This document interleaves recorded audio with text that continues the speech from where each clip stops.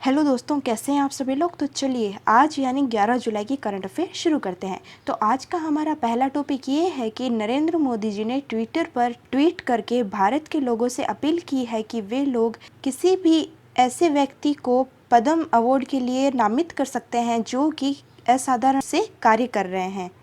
ये नॉमिनेशन 15 सितंबर तक के लिए खुले हैं। दोस्तों, 2010 से लेकर केंद्र सरकार अब तक कई नायकों को पद्म पुरस्कार दे चुकी है।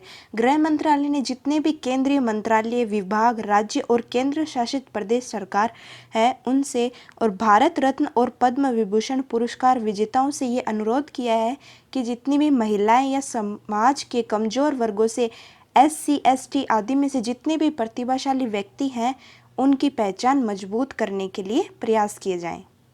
दोस्तों, हमारे देश में नागरिक सम्मान 4 तरह के होते हैं। सबसे बड़ा नागरिक सम्मान जो है वो भारत रत्न होता है। इसे 1954 में स्थापित किया गया था। भारत रत्न मानव सेवा के किसी भी क्षेत्र में असाधारण सेवा या उच्चतम क्रम के प्रदर्शन के लिए दिया जाता है। पुरस्कार के साथ राष्ट्रपति प्राप्तकर्ता को एक हस्ताक्षरित सनद यानी प्रमाण पत्र भी देते हैं और साथ में एक पदक भी देते हैं। भारत रत्न से थोड़ा छोटा या कहे निचले स्तर पे जो होता है वो होता है पद्म पुरस्कार। पद्म पुरस्कार दोस्तों 3 प्रकार के होते हैं, जिनमें सबसे बड़ा पद्म विभूषण माना जाता है। भारत रत्न के बाद में ये भारत का दूसरा सबसे बड़ा नागरिक पुरस्कार है और पद्म विभूषण के बाद में पद्म भूषण है जो कि भारत का तीसरे सबसे बड़ा नागरिक सम्मान पुरस्कार है। और सबसे निचले स्तर पर दोस्तों पद्मश्री आता है जो कि भारत का चौथा सबसे बड़ा नागरिक पुरस्कार है। दोस्तों, पद्म पुरस्कार जो होते हैं ना उनको देने की घोषणा गणतंत्र दिवस पर दी गई थी। वर्ष 1954 में स्थापित किए गए थे और 1977 से 1980 और 1993 से 1997 के दौरान संक्षिप्त व्यवधानों को छोड़कर हर साल गणतंत्र दिवस पर ये दिए जाते हैं। दोस्तों, हमारा अगला टॉपिक ये है कि पानी के विवाद को लेकर हाल ही में आम आदमी पार्टी हरियाणा के खिलाफ दिल्ली जल बोर्ड सुप्रीम कोर्ट पहुंच गई है। दोस्तों, हाल ही में आम आदमी जनता पार्टी ने ये फैसला किया है कि वो दिल्ली जल बोर्ड जाएगी जो कि हरियाणा सरकार के जल विवाद के खिलाफत होगा। हरियाणा सरकार के दिल्ली के पानी को रोकने के चलते आम आदमी पार्टी जो है वो सुप्रीम कोर्ट जाने का फैसला कर चुकी है। दोस्तों, हमारा अगला टॉपिक ये है कि हाल ही में जो दिल्ली का पानी है उसके विवाद के चलते हरियाणा के खिलाफ दिल्ली जल बोर्ड सुप्रीम कोर्ट जाने का फैसला कर चुका है। इसका मतलब दोस्तों, दिल्ली में जो आपकी सरकार है उन्होंने हरियाणा की भाजपा सरकार पे ये आरोप लगाया है कि हरियाणा सरकार दिल्ली के पानी को रोक रही है, जिसकी वजह से दिल्ली में पानी की किल्लत हाल ही के दिनों में देखी जा रही है। आपका कहना है कि सुप्रीम कोर्ट ने जो 1995 में दिल्ली के पानी की हिस्सेदारी का जो कानून बनाया था, हरियाणा सरकार उसकी खिलाफत कर रही है। दोस्तों, हमारा अगला टॉपिक है हीट वेव के बारे में। दोस्तों, हाल ही में आपने कनाडा में पड़ रही हीट वेव के बारे में तो सुना ही होगा कि वहाँ पर तापमान लगभग 50 से भी ऊपर कई स्थानों पर जा चुका है, जिसके चलते दोस्तों जो अमेरिका और कनाडा का क्षेत्र है वहाँ पर प्रशांत महासागर में करीब 100 करोड़ से भी ज़्यादा समुद्री जीव मर चुके हैं। वैज्ञानिकों का कहना है कि ये समुद्री जीव इतनी ज़्यादा गर्मी बर्दाश्त नहीं कर पा रहे, जिसकी वजह से इनकी मौत की तादाद जो है दर बदर बढ़ती जा रही है। दरअसल दोस्तों, अमेरिकी अखबार जिसका नाम है द न्यूयॉर्क टाइम्स, उसने एक खबर छापी थी जिसके मुताबिक पिछले 2 हफ्तों में इतनी भीषण गर्मी पड़ी कि जिससे पश्चिमी अमेरिका और कनाडा के आसपास मौजूद के सागरों में लगभग 1 बिलियन यानी कि 100 करोड़ से ज़्यादा समुद्री जीवों की मौत हो चुकी है।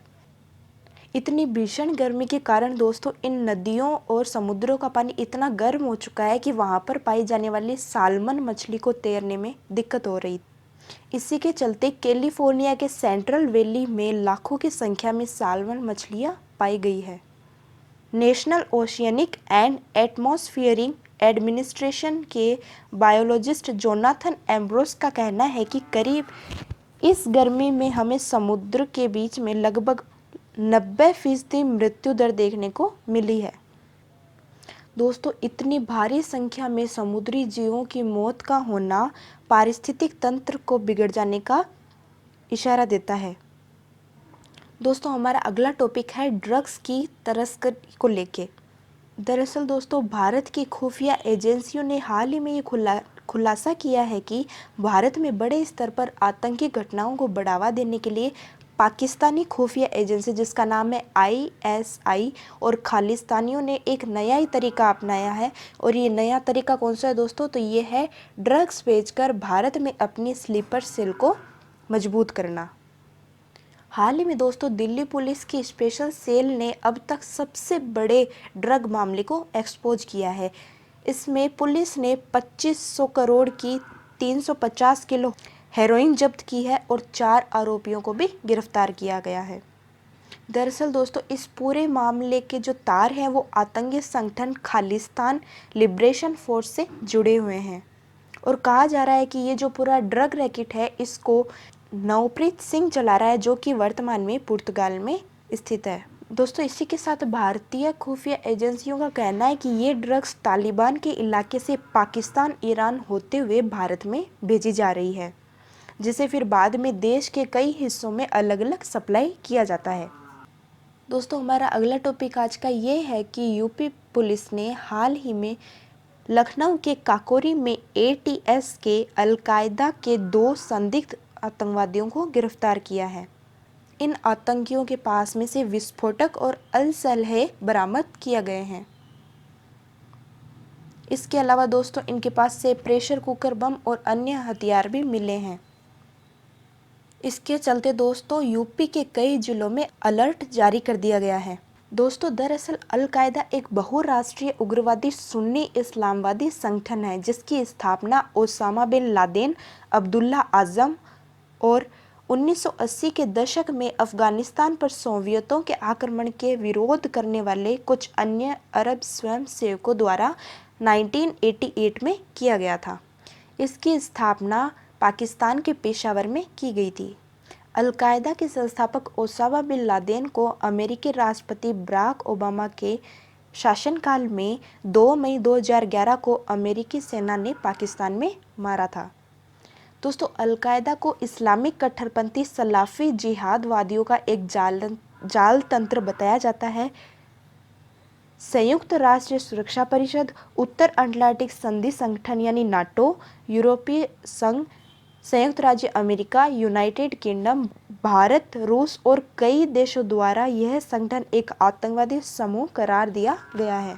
दोस्तों हमारा अगला टॉपिक ये है कि हाल ही में GST के अधिकारियों ने जाली बिल निकालने वाली 23 इकाइयों का नाम उजागर किया है। 551 करोड़ रुपए के जाली बिल इंश्योरेंस निकालने और गलत तरीके से 91 करोड़ रुपए का इनपुट कर क्रेडिट आगे देने वाली 23 इकाइयों का हाल ही में नाम उजागर किया गया है, जिनमें से दोस्तों 3 आरोपियों को 10 जुलाई को ही CGST कानून में धारा 132 के तहत गिरफ्तार करके न्यायिक हिरासत में भेज दिया गया।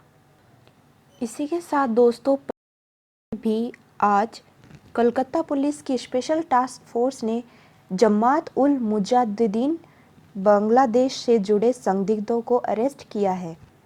इसका निर्माण 1998 में ढाका डिवीज़न की पालमपुर में अब्दुल रहमान द्वारा किया गया था। दोस्तों हमारा टॉपिक ये है कि चीन की सरकारी मीडिया ग्लोबल टाइम्स की रिपोर्ट के अनुसार चीन की सेना ने हाल ही में एक युद्ध अभ्यास किया है जो कि उत्तरी पश्चिमी चीन के पठारी क्षेत्रों में किया गया है। ये युद्ध अभ्यास काराकोरम की पहाड़ियों के इलाके में किया गया है। बताया जा रहा है दोस्तों कि इस युद्ध अभ्यास में चीनी सेना ने खतरनाक हथियारों और विध्वंसकारी चीज़ों का इस्तेमाल किया है। चीन की पीपुल्स लिबरेशन आर्मी और वायुसेना ने इसका अभ्यास किया है। दोस्तों जैसा कि आपको पता ही होगा कि LAC जो कि चीन के द्वारा कब्जित क्षेत्र है भारत का, वहाँ पर पिछले कुछ सालों से भारत और चीन के सैनिक डटे हुए हैं। वर्तमान में वहाँ दोनों देशों के 1 लाख से भी ज़्यादा सैनिक तैनात हैं। दोस्तों हमारा अगला टॉपिक ये है कि इथियोपिया में हाल ही में आम चुनाव कराए गए थे जिसमें कि वहाँ की सत्तारूढ़ पार्टी यानी कि प्रोस्पेरिटी पार्टी जीत चुकी है। वहाँ पर आम चुनाव 21 जून को करवाए गए थे, जिनमें आम चुनावों में 436 संसदीय निर्वाचन क्षेत्रों में से 400 से अधिक क्षेत्रों में जीत हासिल की गई है प्रॉस्पेरिटी पार्टी के द्वारा। दोस्तों, अगर बात की जाए कि इथोपिया में कुल कितनी संसदीय सीटें हैं, तो वहाँ पर 547 सदस्यीय सीटें हैं। दोस्तों, वर्तमान में इथोपिया की प्रधानमंत्री अबी अहमद हैं। दोस्तों, आज यानी 11 जुलाई को ब्रेंसन अंतरिक्ष की यात्रा पर जाने वाले हैं। रिचर्ड ब्रेंसन, जो कि दुनिया के सबसे अमीर शख्सों में शुमार होते हैं, वे आज से अंतरिक्ष की यात्रा पर जाने वाले हैं। रिचर्ड ब्रेंसन अपनी कंपनी वर्जिन गैलेक्टिक के द्वारा अंतरिक्ष की यात्रा पर जाने वाले हैं। इस यात्रा में रिचर्ड ब्रेंसन और उनके साथ उनकी टीम के 5 सदस्य भी शामिल होंगे। रिचर्ड ब्रेंसन एक ब्रिटिश कारोबारी है। इनका अंतरिक्ष यान न्यू मैक्सिको से अंतरिक्ष के लिए उड़ान भरेगा। उनके साथ जाने वालों में से एक भारत की मूल की शिरीषा बांदला भी होंगी। दोस्तों, एडिशनल जानकारी ये है कि रिचर्ड ब्रेंसन ने सिर्फ 10 दिन पहले ही इस यात्रा का ऐलान किया था। दोस्तों, आज के हमारे डेली करंट अफेयर यहीं पे ख़त्म होते हैं। तो कैसा लगा आपको आज का सेशन, आप कमेंट बॉक्स में ज़रूर बताइए। साथ ही वीडियो को लाइक कीजिए, शेयर कीजिए और कमेंट कीजिए और चैनल को सब्सक्राइब कीजिए। तब तक के लिए मिलते हैं अगली क्लास में। तब तक के लिए बाय।